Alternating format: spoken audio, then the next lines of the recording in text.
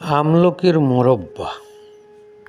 বাজার থেকে 1 কিলো আমলকি কিনে এনেছি মোরব্বা বানাবো বলে।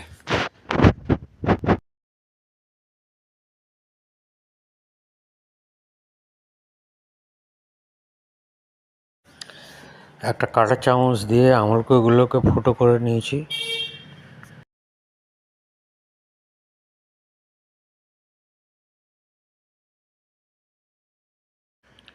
একটা পাত্রে আমলকিগুলো জলে ভিজিয়ে 3 ঘন্টা রেখেছি।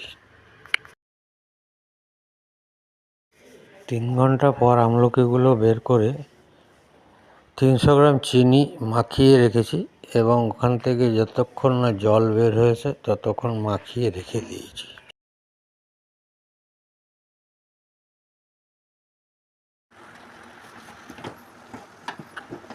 এরপরে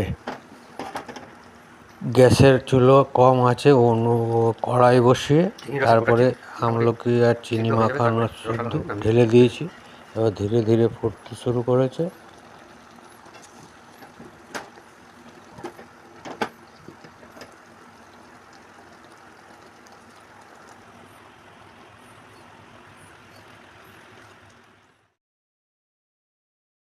মোরব্বার তৈরি হয়ে গেছে।